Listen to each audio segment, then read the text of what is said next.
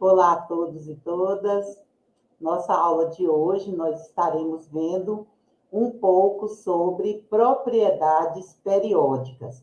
Claro que não iremos nos aprofundar no conteúdo, mas iremos ver algumas características desse conteúdo e que com certeza vão contribuir para o nosso conhecimento, para agregar conhecimento ao que a gente já traz, o que a gente já sabe. Eu vou só mandar o link aqui no grupo e a gente já inicia a nossa aula. Um momentinho, por favor.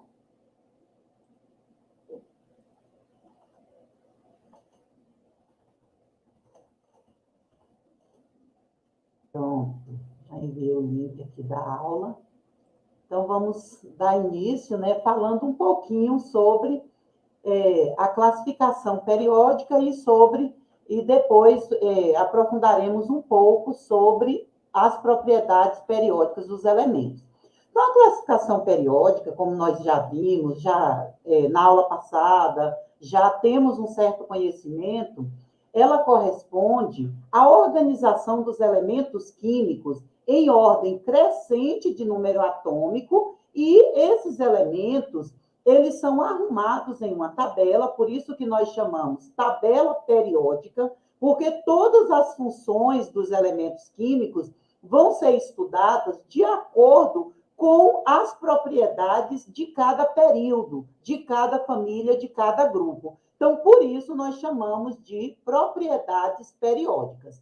Então, nós temos o início dessa classificação periódica em 1913, descrita pelo químico inglês Henry Moseley, que ele descreveu as propriedades dos elementos não como função da massa atômica, mas como função do número atômico. E como eu falei para vocês na aula passada, o número atômico dos elementos químicos é como o RG para nós humanos, ou seja, onde nós chegamos para sermos identificados não é pelo nosso nome, até porque muitas pessoas ou algumas pessoas têm o mesmo nome que a gente. Então, para que sejamos identificados corretamente, é exigido, é solicitado o RG, que nós chamamos de identidade,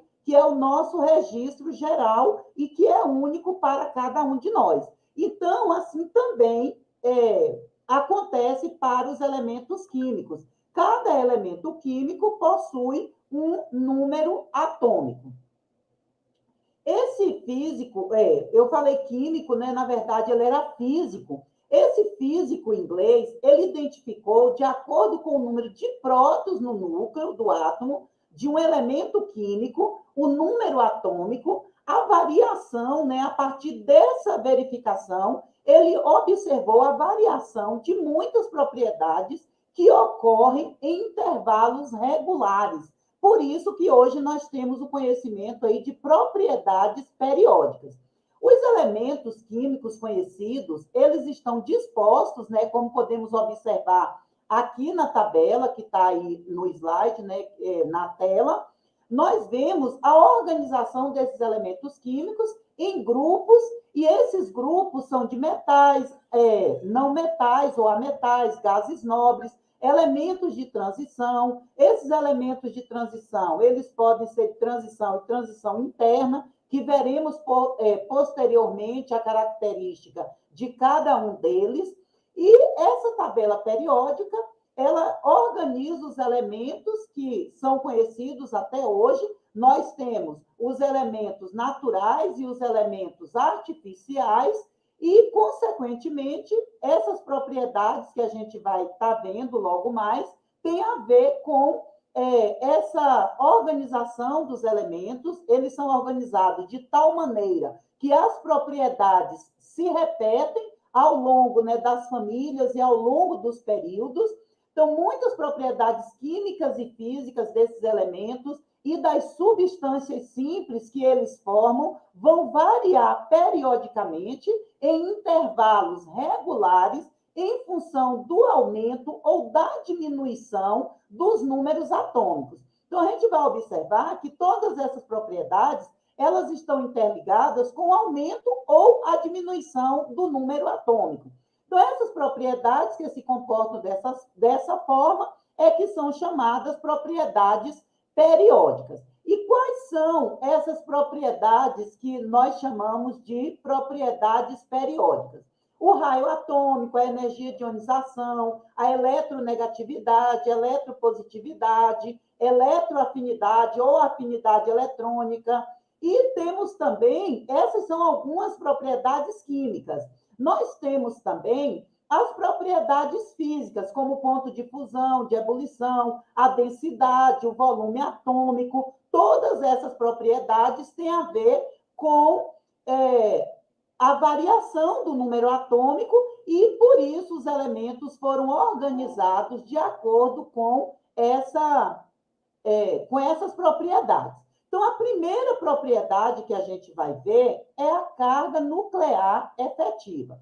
Vocês podem colocar perguntas, dúvidas aí no chat. Boa tarde para quem já está aí. E se vocês tiverem alguma dúvida ou quiserem deixar algum comentário, pode deixar no chat, que ao longo da aula eu vou respondendo. Então, a carga nuclear efetiva é a atração real que acontece do núcleo para com os elétrons. Ou seja, nós temos no núcleo os prótons, que possuem carga positiva, e na eletrosfera do átomo, os elétrons, que possuem cargas negativas. Então, esses prótons, eles vão atrair esses elétrons. E essa força de atração vai depender de quê? Da distância que esses elétrons estão do núcleo. Então, quanto mais prótons no núcleo, maior será essa atração. Então, o que a gente vai observar em relação a essa carga nuclear? Eu chamo essa carga nuclear de ZEF, que é o número atômico, os prótons, né? Porque número atômico é número de prótons no núcleo, e S é a quantidade de elétrons mais externos. Então, a carga nuclear efetiva é a atração que efetivamente o núcleo exerce sobre os elétrons mais externos. Então, eu chamo de ZEF igual a Z menos S. Z é o número atômico, que é o número de prótons no núcleo. S é o número total de elétrons dos níveis internos e os elétrons que não estão na camada de valência. Então, o que acontece aí com a carga nuclear efetiva?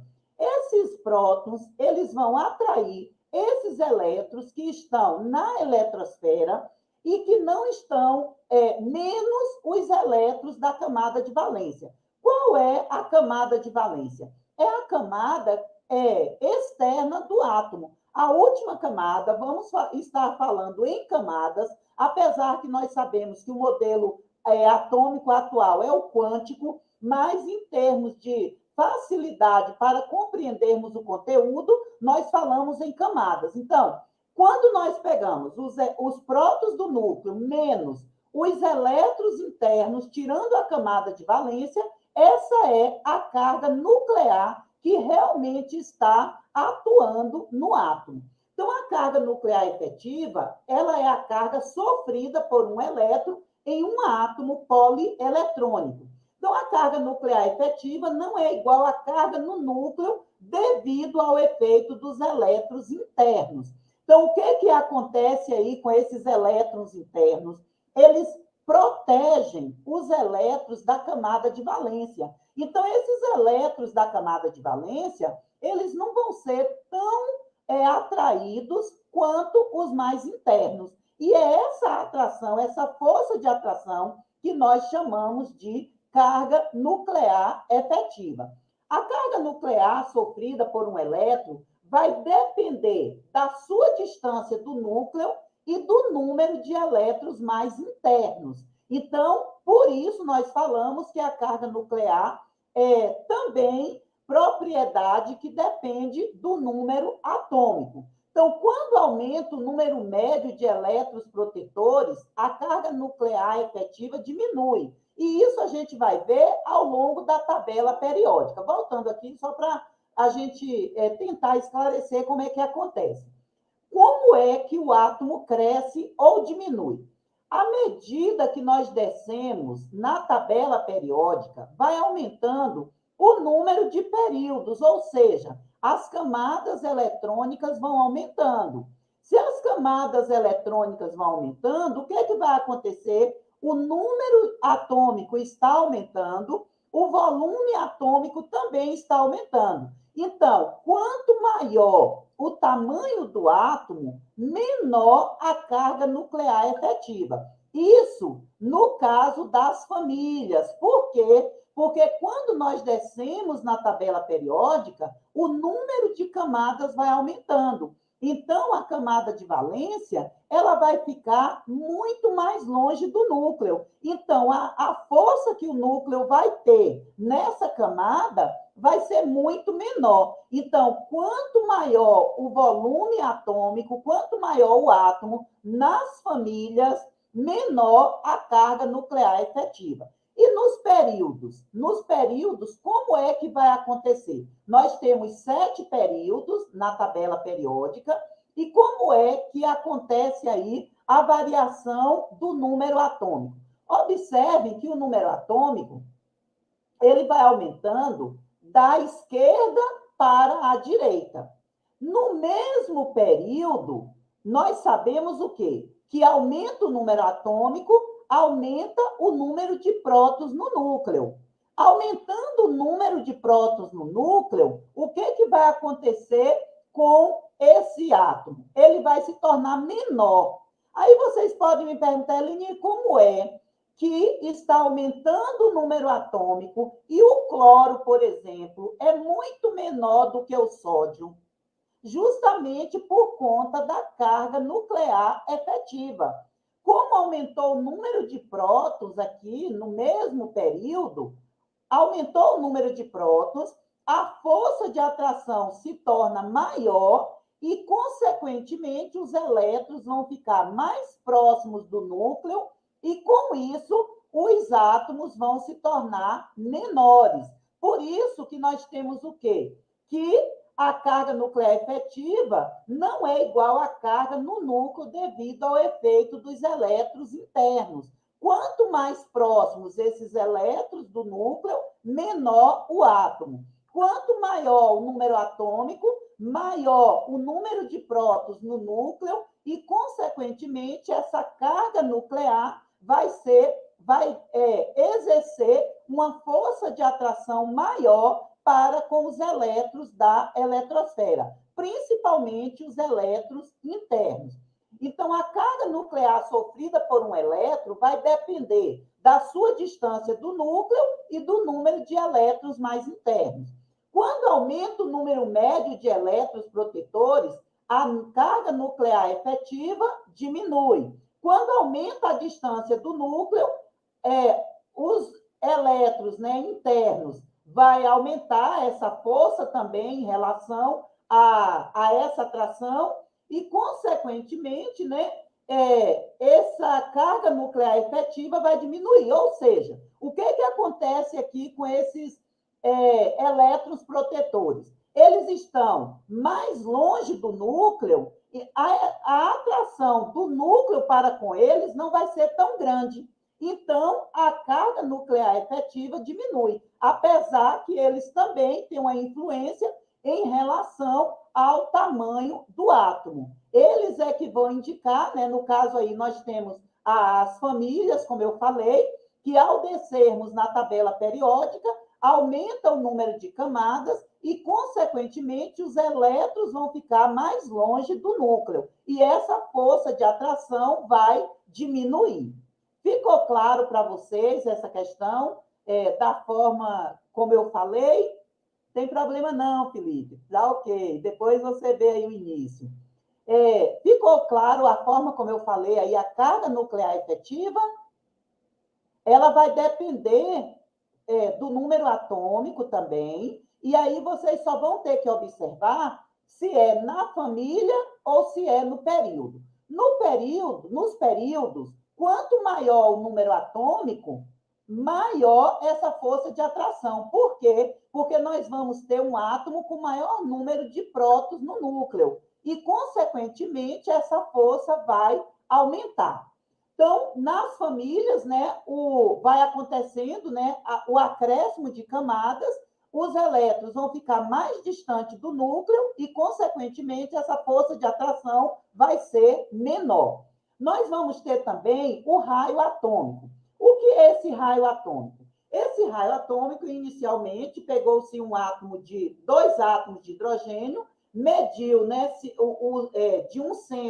do centro de um átomo ao centro do outro, dividiu por 2, e aí nós temos a distância desse raio covalente, como podemos observar nesta figura. Então, uma molécula de atômica simples, aqui representada, a distância entre os dois núcleos é denominada distância de ligação, porque os dois átomos estão ligados entre si, e se os dois átomos que formam a molécula são os mesmos, né, no caso aí, dois átomos de hidrogênio, por exemplo, a metade da distância de ligação é denominada raio covalente do átomo. Porque se são dois átomos ligados, nós vamos ter aí o quê? Uma ligação covalente. Por isso, nós chamamos de raio covalente. Então, nós temos aí o raio atômico. Isso foi feito por difração de raio-x. Então, fez esse procedimento, que é uma técnica usada para medir experimentalmente a distância entre o centro de dois átomos idênticos e adjacentes de uma molécula. Por isso que nós chamamos de raio covalente. Então, mediu-se do centro de um átomo até o centro do outro, divide-se por 2, e aí nós vamos ter o raio do átomo. Então, o raio de cada átomo vai ser a distância dividido por 2. Nesse caso, nós temos aí o H2, dois átomos de hidrogênio, e a distância internuclear é 0,04 nanômetros. Nanômetro é a unidade de medida aí da distâncias, né, dos raios, e no caso do carbono, no diamante, o carbono, quando se liga, a depender aí do arranjo entre os átomos, nós vamos ter várias substâncias diferentes. Então, a distância entre os dois átomos adjacentes, quando ligados entre si, é 0,154 nanômetro. Isso acontece com todos os átomos da classificação periódica. Então, as tendências periódicas nos raios atômicos. O que é que vai acontecer? Como a consequência do ordenamento na tabela periódica, as propriedades dos elementos variam periodicamente, que a gente já sabe. O tamanho atômico vai variar consistentemente através da tabela periódica. Ao descermos em um grupo ou família, cada linha vertical da tabela eu chamo de grupo ou família. Então, ao descermos em um grupo, os átomos vão aumentar, pelos motivos que eu já falei anteriormente, aumenta o número de prótons, consequentemente, aumenta o número de camadas, por isso o raio atômico aumenta. Ao longo dos períodos da tabela periódica, eles vão se tornar menores, e depende desses dois fatores. O número quântico principal. O que é o número quântico principal? É o período em que o elemento químico, em que o átomo se encontra. Então, à medida que nós descemos na tabela, na classificação periódica, o número de camadas vai aumentando. Então, para o período, que são 7 na classificação periódica, vai depender do número quântico principal e da carga nuclear efetiva, como eu mostrei para vocês anteriormente na tabela. Então, quando nós vamos para a direita, aumenta o número atômico, a carga nuclear efetiva vai ser maior e, por isso, o átomo se torna menor. Então, como é que nós temos aí na tabela? À medida que desce na tabela, aumenta o raio atômico. Então, os átomos maiores estão à esquerda da tabela e os átomos menores à direita da tabela. E nos períodos, apesar que a gente sempre orienta, no caso, da esquerda para a direita, para explicar que estão diminuindo, nós vamos ter o que aqui? O aumento da direita para a esquerda, ou seja, quanto maior o número atômico que estão do lado direito da tabela periódica, menor esses átomos. Então, eles crescem da direita para a esquerda e de cima para baixo. Então, os maiores átomos estão à esquerda e abaixo na classificação periódica. Aqui nós temos alguns raios atômicos de alguns elementos. Observe que nós temos aqui da 1A, 152, 186, 227, 248. Observe que os valores maiores são os alcalinos terrosos, e aqui nós temos os menores, que são os gases nobres. Claro que isso vai depender também o quê? Do período. Então, nós temos aqui o neônio com 71, o radônio com 141. Então, isso porque ele já está aqui no 7º período. E como aumenta o número de camadas, o raio do átomo também vai aumentando. Alguma pergunta?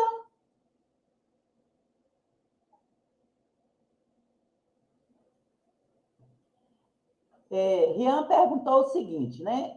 Quando descer nos períodos, a carga nuclear efetiva aumenta?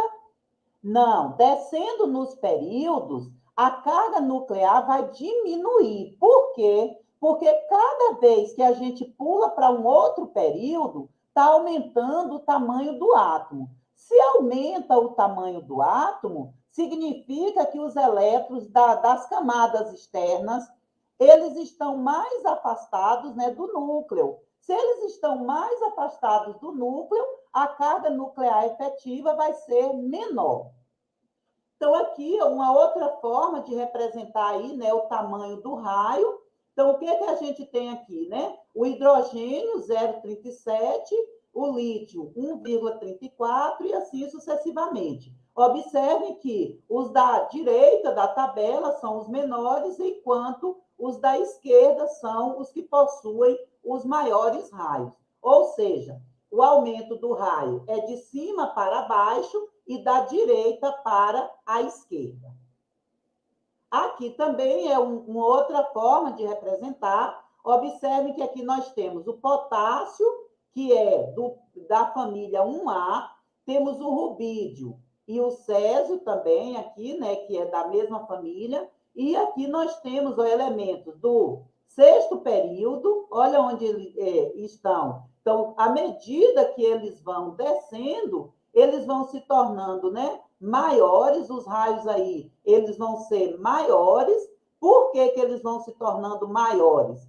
Porque aumenta o número de camadas. E também, além do número de camadas, vai aumentando aí, né, o número atômico. Por isso que o número de camadas aumenta. Então, sempre nós vamos ter aí o aumento, né, descendo na tabela, nos grupos, aumenta o raio atômico. Então, aqui nós temos o hidrogênio, que é menor, aí lítio, sódio, potássio, rubídio e césio, que são os maiores, que estão na 1A, e aqui os gases nobres, que possuem os menores tamanhos na classificação periódica. À medida que o número quântico principal aumenta, ou seja, à medida que o período aumenta, exemplo, quando nós descemos em um grupo, a distância do elétron mais externo ao núcleo também aumenta. Consequentemente, o raio atômico aumenta. Aumentou o número de camadas, aumentou o raio atômico.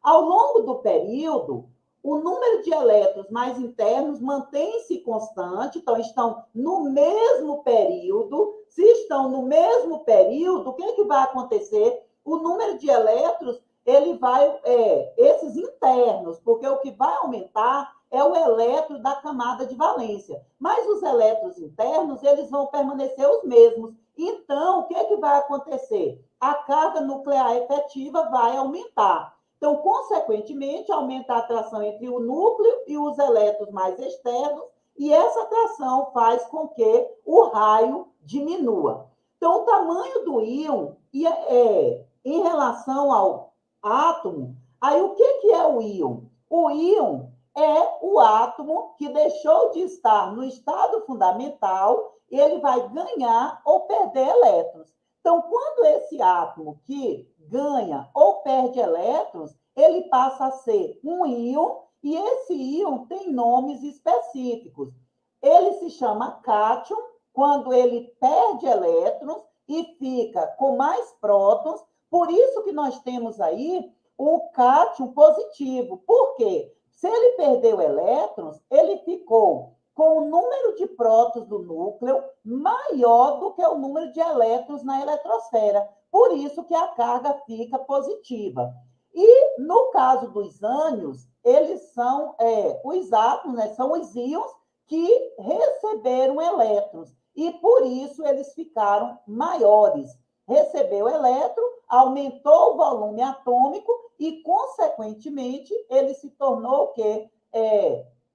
Com uma carga negativa. Perdeu elétrons, positivo. Ganhou elétrons, carga negativa. Por que fica negativo se ganhou elétrons? Porque o elétron possui carga negativa. Então, na química, quem perde fica positivo e quem ganha fica negativo. Porque são elétrons que são doados e recebidos. Quando o átomo doa o elétron, carga positiva passa a ser cátion. E quando ganha elétrons, passa a ser o ânion e fica com a carga negativa.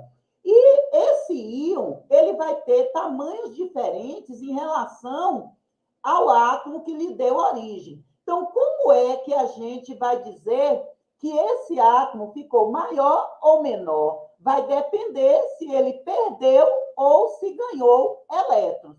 Então, o que a gente observa? O tamanho do íon é a distância entre os íons em um composto iônico.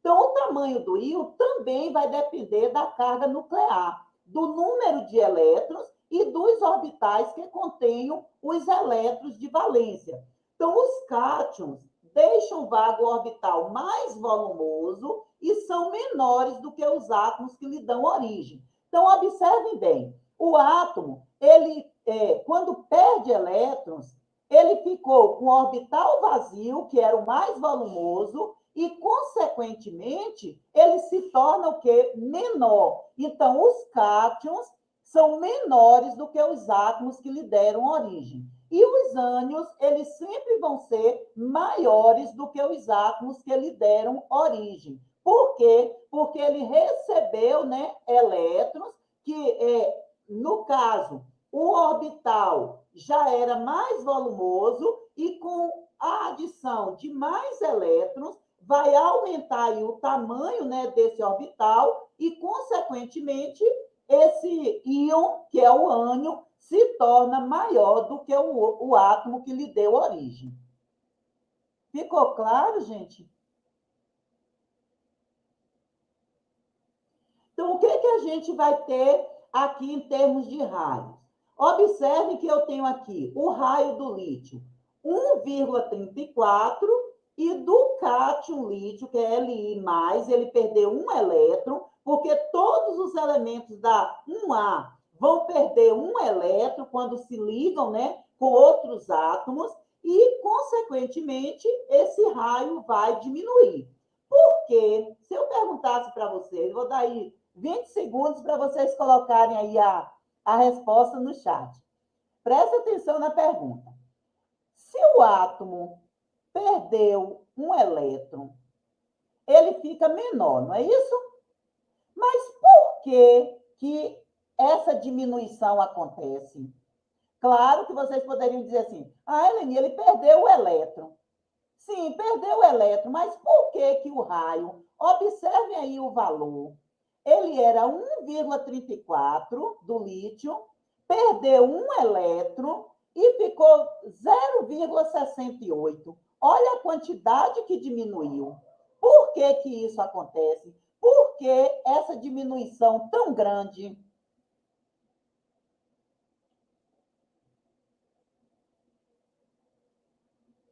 Vocês acham que é por quê?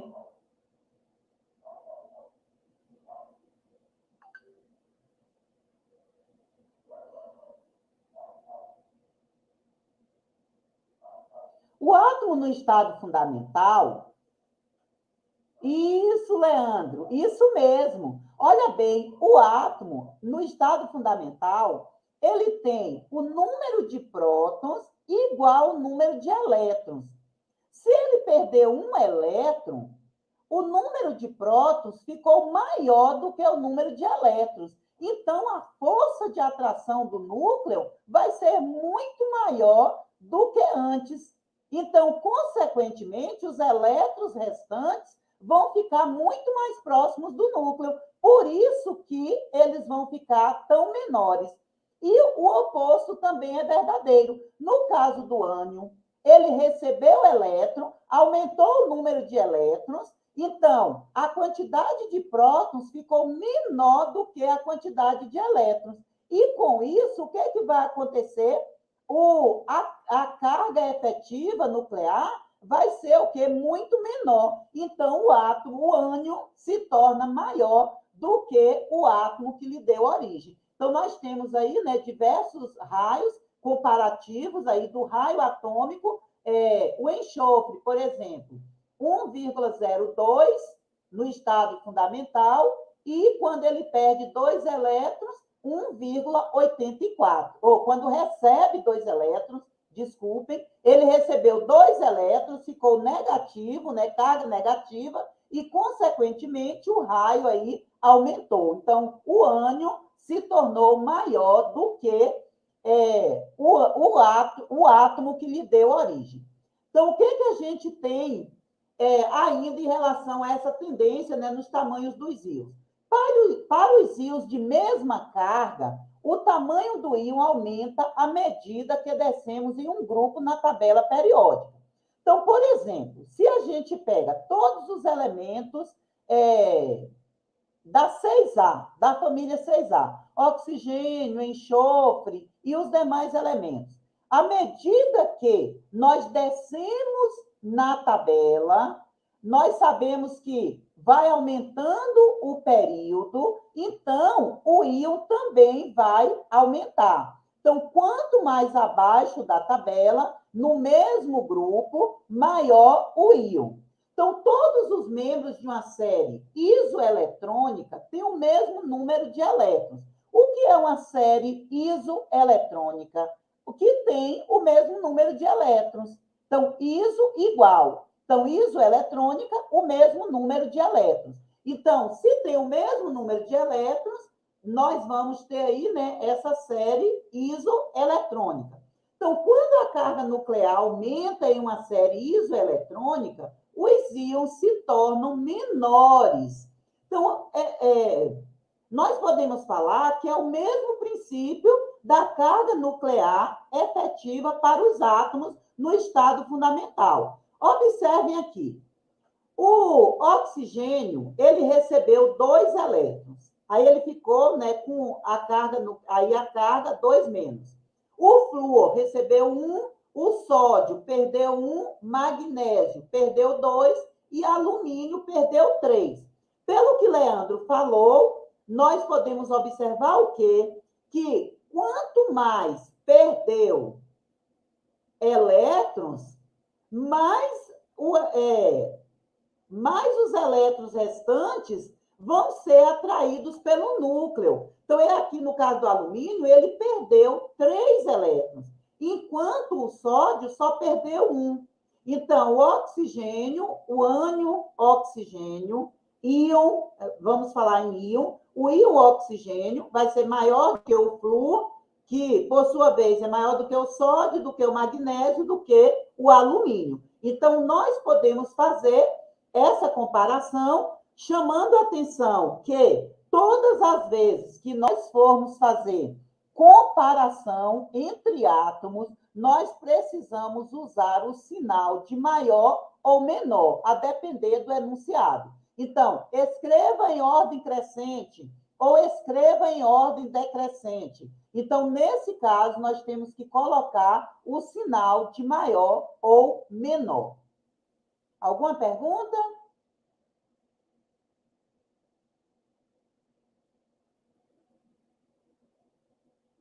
Então, o que a gente tem aqui também em relação à formação desses íons? O núcleo... estava pensando que era outra pergunta, Leandro, mas foi a anterior. Na formação de íons, o que vai acontecer? A perda ou ganho de elétrons. E isso é de suma importância porque a gente vai observar nas ligações químicas. Então, o raio iônico, ele deverá aumentar para os ânions e diminuir para os cátions, pelos motivos que já vimos. Então, quanto maior for o número aí atômico, maior vai ser, né, o número de elétrons que esse átomo tem também. Então, quando ele ganha ou perde esses elétrons, maior vai ser a diferença entre os raios iônico e atômico. Então, nós temos aqui o raio relativo de átomos em níveis principais de energia de elementos do grupo 1A. Então, o lítio, ele vai perder, na verdade, uma camada, porque ele só tem um elétron na camada de valência. Ele só tem duas camadas, ele perdeu uma camada. Por isso, a diferença tão grande no raio. O sódio, ele vai perder a última camada também, mas como ele tinha 3 camadas, ele fica com 2. E no caso do potássio, ele tinha mais camadas, ele está no período mais abaixo da classificação e também perde a última camada, porque todos da família 1A, inclusive, essa é a característica que a gente pode utilizar para reconhecer se o átomo pertence à família 1A, é esse um elétron na camada de valência. Todos os átomos que possuem um elétron na camada de valência são o quê? Pertencentes da família 1A, que são os alcalinos. Então, o vanádio. O vanádio, ele tem um raio atômico de 1,31. Ele pode perder 2, 3 ou 4 elétrons. Então, vanádio 2+, 0,88. O segundo que ele perde não vai ter uma diferença tão grande em relação à segunda perda, a primeira perda, aliás, e a terceira perda também não vai variar muito em relação às anteriores. Mas do primeiro, do estado fundamental para o vanádio 2+, nós vamos ter aí uma variação bastante grande em relação ao tamanho do raio. Então, o alumínio, ele tem um raio atômico 143 picômetros, é uma outra unidade, além de nanômetro, a gente pode ter também picômetros, e nesse caso, quando ele perde os 3 elétrons, ele passa de 143 para 68. Observe o flúor. O flúor, ele está na 7A, tem 7 elétrons, e ele recebe mais um para completar o octeto. E aí ele se torna estável. E, consequentemente, o que a gente vai ter aqui? Um raio atômico que passa de 72 para 119 picômetros.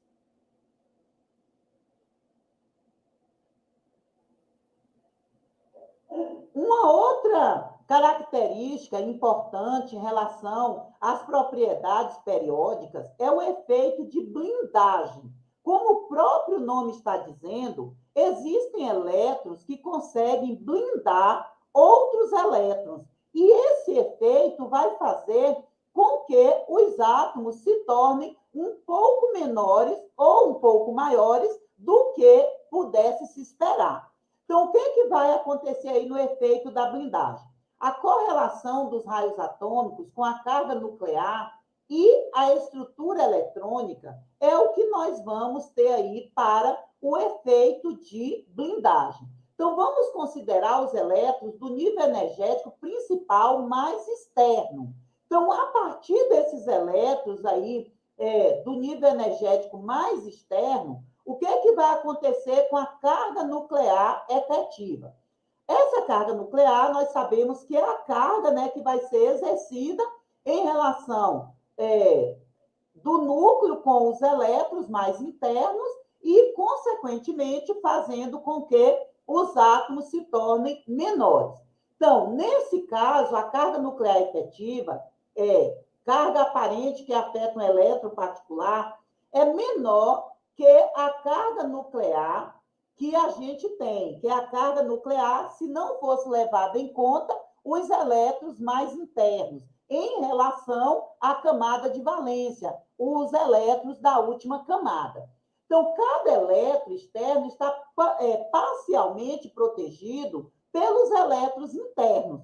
E essa proteção parcial é que nós chamamos de blindagem. Então, a constante de blindagem, S, a extensão em que a carga nuclear total é protegida dos elétrons mais externos pelos outros elétrons existentes na estrutura. Logo, a carga nuclear efetiva, que vai ser a carga nuclear menos, né, os elétrons, o efeito que os elétrons internos realmente exercem no átomo. Então, elétrons no mesmo nível energético são muito pouco protegidos pelos outros elétrons do mesmo nível. Porém, são bastante protegidos pelos elétrons que se encontrem em níveis energéticos inferiores. Então, quanto maior o número de camadas, mais fácil vai ser de se retirar os elétrons da camada de valência. Por isso que os elementos da 1A, que são os alcalinos, eles doam elétrons bem mais facilmente do que o da 3A, por exemplo. Por quê? Porque esses elétrons vão estar muito mais próximos, muito mais distantes do núcleo do que os elétrons, né, de outros elementos, por exemplo, os ametais. Então, esses elementos, os ametais, eles vão ter os elétrons muito mais próximos do núcleo, tornando-se átomos menores e, consequentemente, o efeito de blindagem aí também vai ser alto, a depender aí do período, da família. Então, nós temos também a contração lantanídica. O que é essa contração lantanídica? O próprio nome já está dizendo, né? É a contração que os lantânios, né? Os lantanídeos, os elementos que estão após o lantânio, que vão sofrer aí de acordo a família que eles se encontram, o período. Então, os raios covalentes e iônicos, eles vão aumentar normalmente quando se desce no grupo da tabela periódica. Por quê? Porque aumenta aí, né, o número de camadas, os períodos. Então, isto é devido ao sucessivo aumento de novos níveis eletrônicos. Ao longo de um período, esses raios decrescem, vai aumentar a carga nuclear, apesar de aumentar o número atômico, a gente sabe que essa carga nuclear, ela aumenta também, e a proteção se torna incompleta dessa carga que esses novos elétrons que são adicionados, ele vai, né, atuando aí sobre os outros. Então, ele faz com que todos os elétrons sejam mais atraídos pelo núcleo, porque aumentou o número de prótons. Então, esse efeito protetor dos elétrons vai decrescer na ordem aí dos subníveis energéticos, que são SP, D e F. Quem são os subníveis SP? Os elementos representativos, famílias 1A, 2A, 3A até 8A, que são os gases nobres, e D e F são os subníveis energéticos dos elementos de transição. Os elementos de transição D e de transição interna F. Então, até o terceiro período, se nós observarmos na tabela periódica, vai haver um decréscimo do raio atômico no mesmo período devido ao aumento da carga nuclear. Aumentou a carga nuclear, esse raio atômico vai diminuir. No entanto, o que vai acontecer com os elementos de transição dos períodos 4, 5 e 6? Esse decréscimo do tamanho do átomo vai ser interrompido nos elementos centrais desses períodos. Por que isso acontece? Porque ao percorrer a série dos elementos de transição, a adição de elétrons não vai ser feita na camada de valência, mas sim no subnível N-1D, porque aí são elementos de transição, que tem uma ligeira expansão do tamanho do raio atômico. Por isso que se fala de contração lantanídea em relação ao grupo aí, né, de elementos de transição, que é o que acontece, né, que a gente vai ver agora. Então, nos lantanídeos, pode-se verificar um efeito maior de blindagem pelos elétrons internos, no caso, subnível F, enquanto há um aumento da carga nuclear, resultando num pequeno aumento da carga nuclear efetiva. Se aumentou a carga nuclear efetiva, significa que houve uma contração maior e, consequentemente, esse átomo vai se tornar um pouquinho menor. E esse valor da contração do raio é de apenas 0,001 nanômetro entre um átomo e outro. Isso devido, né, essa carga nuclear que aumentou. Se aumentou a carga nuclear efetiva, diminuiu aí o tamanho do raio. E essa contração, esse efeito que faz com que ocorra essa contração, é chamada de contração lantanídea. Então, porém, nós temos aí 14 elementos na série, há uma contração total de 0,013 nanômetros, que é realmente significativa. Então, o aumento do raio atômico dentro de um grupo vai ser esperado devido ao aumento dos níveis eletrônicos e essa contração, né, que existe, a carga nuclear efetiva e o número atômico, né, relacionado ao número atômico, que vai se manter constante, vai influenciar nesses fatores relacionados aí a essas séries. Então, porém, no grupo B, principalmente do quinto período para o sexto período, quem é o grupo B? O grupo B são todos os elementos de transição, tanto os dos subníveis D quanto do subnível F. Então, do quinto para o sexto período, vai ter aí, né, não há esse aumento, né, que se esperava, né, aumentando aí do quinto para o sexto período, justamente o quê? Por conta dessa contração. Porque quando nós contamos aí o total, que é 0,013 nanômetro, já vai ser bastante significativo, e aí esses átomos de um período para o outro, que teria aí um período a mais, não vai sofrer esse aumento em relação ao aumento do período por conta da contração lantanídea. Esta similaridade, a contração lantanídea quase cancela o efeito de adição dos elétrons da última camada no sexto período. Logo, os raios atômicos no quinto e sexto períodos têm dimensões atômicas semelhantes. Então, se a gente for naquela tabela de valores dos raios atômicos, a gente vai observar que os elementos que estão no quinto e no sexto períodos vão ter praticamente o mesmo valor numérico do raio atômico. Essa similaridade de tamanho torna os compostos desses elementos com propriedades semelhantes, ponto de fusão, ponto de ebulição, solubilidade, entre outras propriedades. E, consequentemente, são mais difíceis de serem separados entre si. Por exemplo, os compostos de zircônio e hafnio geralmente são encontrados juntos na natureza.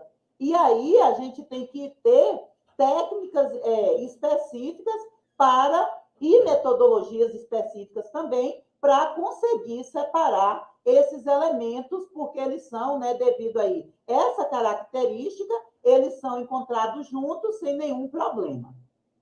Então, nós temos aqui algumas propriedades, né, dos elementos de transição. Observe que aqui eu tenho o quarto, o quinto e o sexto período. Observem aqui, nós temos o ítrio e o lutécio. O que vai acontecer aqui? Nós temos o número atômico 39 e 57. E aqui, o que a gente vai ter? Observe que esses valores que nós temos aqui, olha, 88,91, 138,91. Aqui nós temos 182 e 172. Comparando aí de um nível para o outro, a diferença não vai ser tão grande. Observe do quarto período, 164 do quinto, 182. Aqui foi adicionado mais um período e essa diferença não vai ser tão grande. E isso acontece, né, para a maioria desses elementos do quinto e sextos períodos. E aí, uma das propriedades que vão ter influência dessa contração lantanídea é a densidade. E o que é a densidade? É a razão entre a massa e o volume de uma substância. Então, geralmente, a densidade é dada em centímetros cúbicos, porque nós temos aí um volume, né? Imaginem um cubo de 1 centímetro, né, de comprimento, de altura e de largura. Então, esse 1 centímetro de comprimento, altura e largura é a medida da densidade. Então, nós temos aqui, né, alguns fatores, que depois eu vou estar mandando o slide para vocês. Vocês podem, né, fazer a leitura e a densidade, ela vai justamente sofrer, né, influência da contração lantanídica. E é tanto que os elementos mais densos estão mais abaixo no centro da tabela periódica, justamente onde os elementos, né, de transição se encontram. Alguma dúvida, gente, até agora? A gente vai ficar mais um pouquinho para adiantar. Uma outra propriedade periódica é a energia de ionização. O que é essa energia de ionização?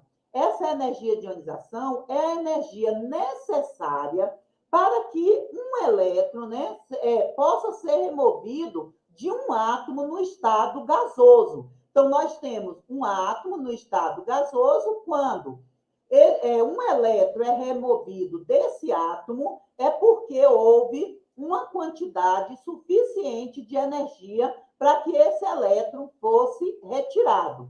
E, neste caso, nós chamamos de energia de ionização, ou seja, esse átomo ele vai se tornar um íon. Então, todas as vezes que nós temos um átomo que vai se transformar em um íon, é porque houve uma quantidade de energia suficiente para esse elétron ser retirado do átomo no estado gasoso. Então, nós podemos ter várias energias de ionização para o mesmo átomo. Então, a cada elétron que vai sendo retirado é uma energia de ionização. Mas vocês poderiam dizer assim, Aline, eu poderia ser retirado todos os elétrons de um átomo? Não. Por quê? Porque à medida que os elétrons vão sendo retirados da camada de valência, os prótons do núcleo, eles vão atraindo os elétrons restantes com muito mais força. Chega num determinado ponto que deveria ser necessária uma quantidade muito grande de energia e que não teria essa energia suficiente para retirar esses elétrons. Então, o que a gente vai ter? A segunda energia de ionização, que vai ser a energia necessária para remover um segundo elétron, né, aí, desse íon gasoso. Então, primeiro nós temos um átomo gasoso, retirou-se um elétron, e para se retirar um segundo elétron, nós vamos ter aí a retirada já do íon. Esse íon, ele já vai ter o quê? Elétrons bem mais próximos do núcleo. Quanto maior a energia de ionização, maior a dificuldade para se remover esse elétron. E aqui nós temos algumas energias de ionização, primeira, segunda, até a sétima. Observem que o sódio, ele está na 1A. Ele tem um elétron na camada de valência, na última camada. Então, se ele tem um elétron na camada de valência, esse elétron vai ser muito mais fácil ser retirado, porque ele não está tão atraído pelo núcleo. E aí, o que a gente vai observar? Que esse elétron, ele não precisa de muita energia para ser retirado. Então, a primeira energia de ionização, 496. A segunda já seria 4.560. Por quê? Porque esse segundo elétron, ele para ser retirado, já é de uma camada mais interna e mais estável. Então, como é que a gente justifica aí a questão da energia de ionização? Dizendo que, à medida que os elétrons vão sendo retirados, os elétrons restantes, eles vão ficando mais próximos do núcleo e, consequentemente, demanda uma maior quantidade de energia para serem retirados. Como o sódio é da 1A e ele só tem facilidade de perder um elétron, então a gente vai ter o quê? Apenas um elétron sendo retirado, porque a segunda energia de ionização já é muito alta. O magnésio, ele está na família 2A. Se ele está na família 2A, é porque ele tem o quê?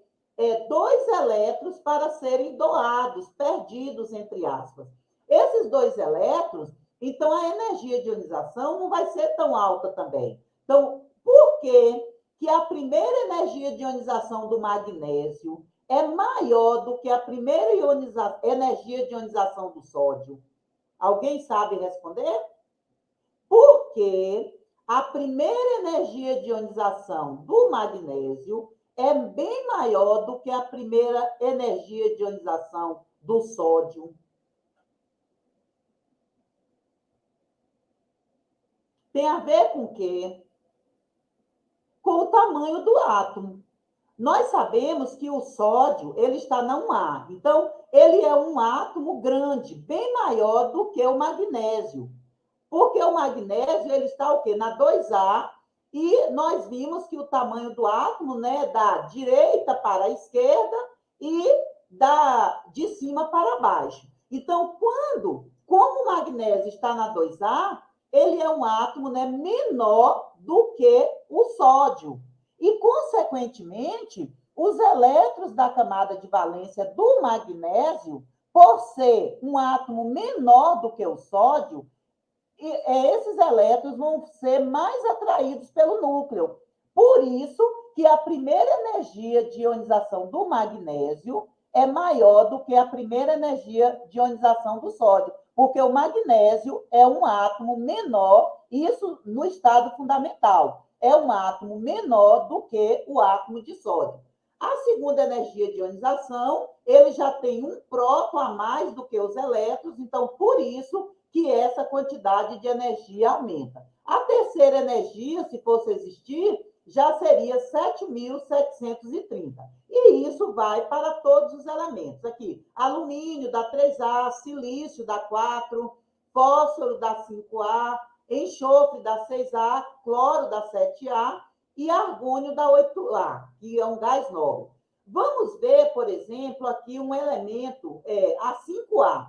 Os elementos da 5A, eles já precisam receber 5 elétrons. Ou eles precisam receber 3 elétrons, porque eles possuem 5 elétrons. Desculpem. Eles possuem 5 elétrons na camada de valência e eles precisam receber 3. Observe que a primeira, 1.012, a segunda, 1.900, a terceira, 2.910, a quarta, 4.900, e assim, a quinta, 6.270. Então, observe que se fosse para retirar esses elétrons, demandariam uma quantidade de energia muito alta. Só que eles não vão perder esses elétrons, eles vão receber. Então, se eu pergunto para vocês, existe energia de ionização para os ametais e para os gases nobres? Sim. Só que são energias muito altas e que não é necessário esse gasto todo de energia para se retirar esses elétrons, sendo que eles vão ganhar os elétrons, e aí nós vamos falar de eletroafinidade ou afinidade eletrônica, ou também sobre a eletronegatividade. Ficou claro, gente, aí a energia de ionização, por que a primeira energia de ionização de um átomo é maior do que do outro? Isso tem a ver com o tamanho do átomo, que está ligado com a carga nuclear efetiva. Então, as tendências periódicas nas primeiras energias de ionização. Então, a energia de ionização diminui à medida que descemos em um grupo Isso significa que o elétron mais externo é mais facilmente removido ao descermos em um grupo.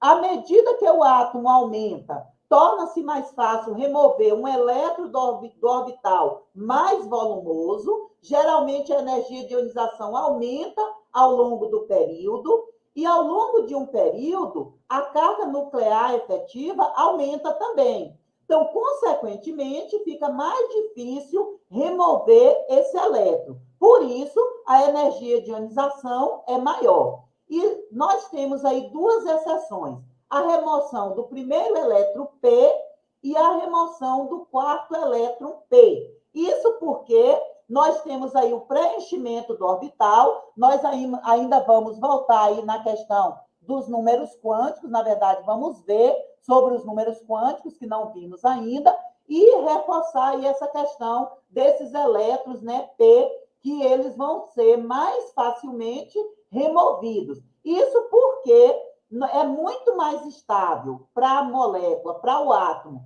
ter apenas um elétron, três orbitais com um elétron em cada um, do que um orbital tendo dois elétrons.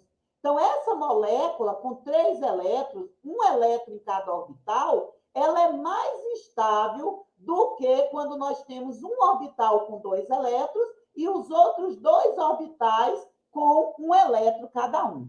A gente vai ver isso posteriormente para ficar mais claro para vocês.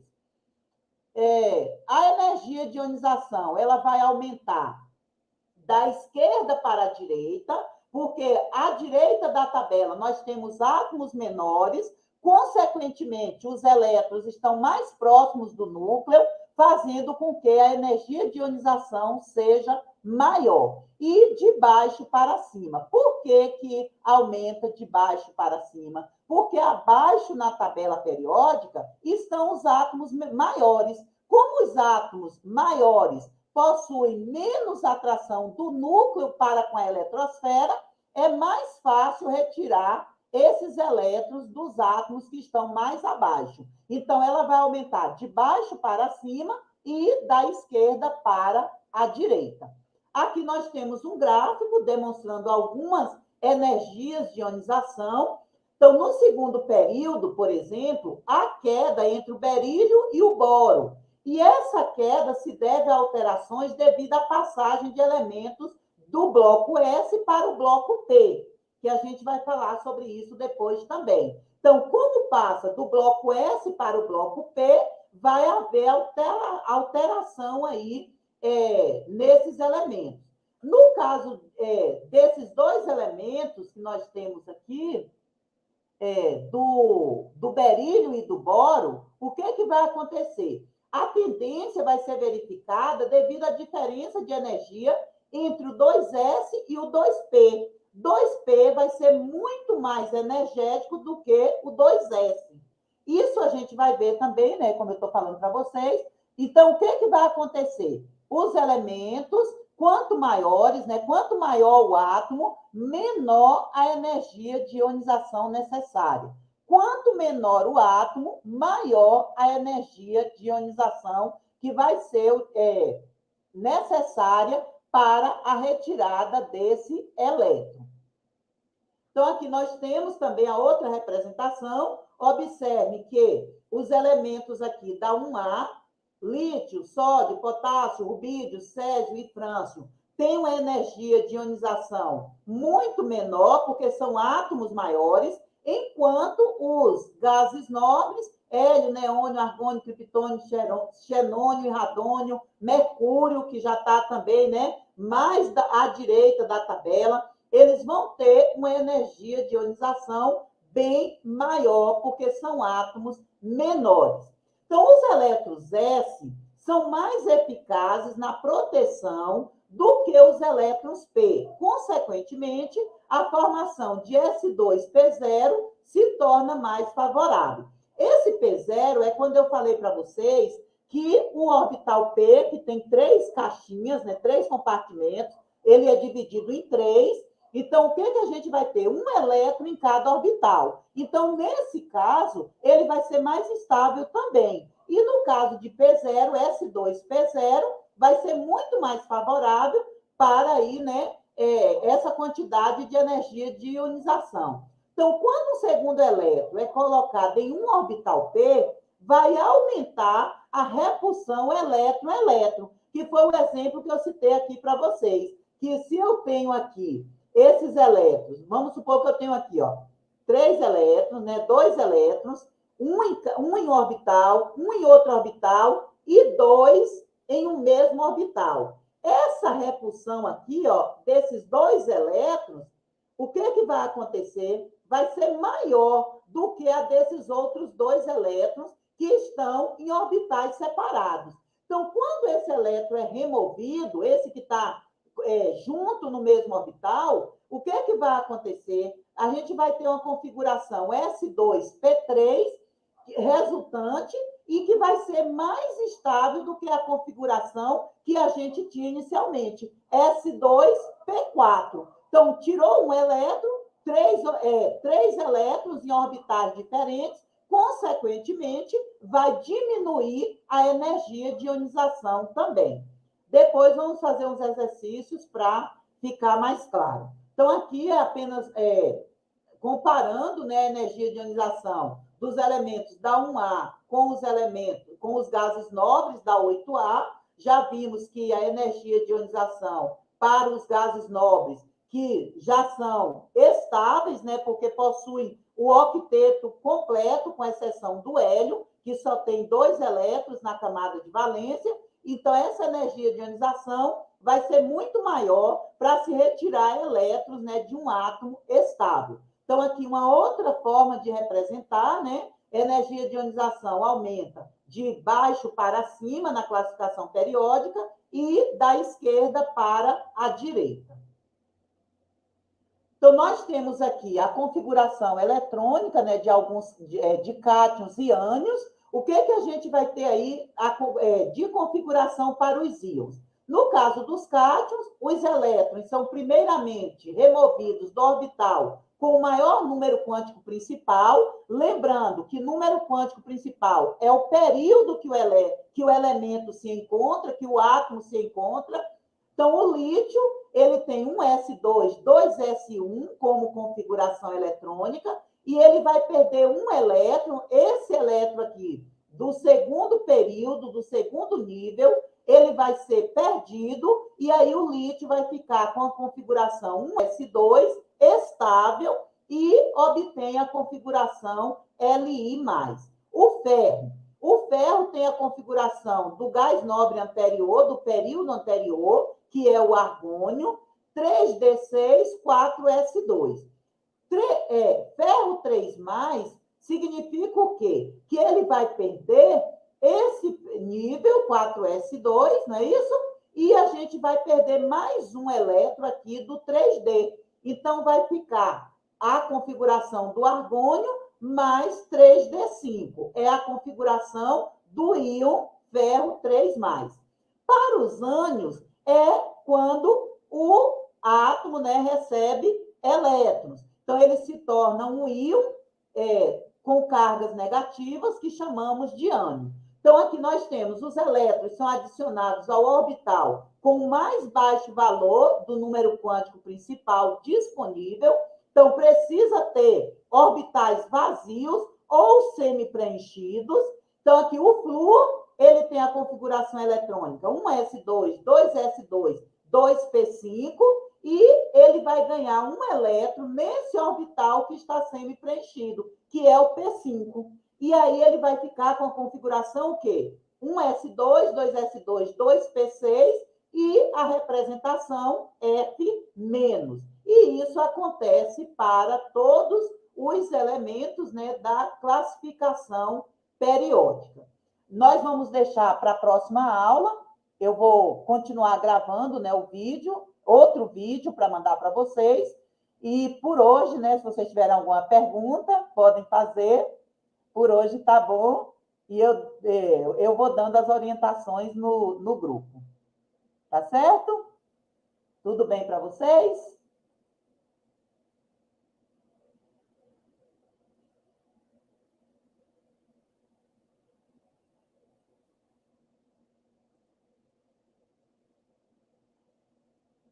Alguma pergunta? Vocês ainda estão aí? Uma boa noite para vocês. Depois, se quiserem, revejam aí a aula.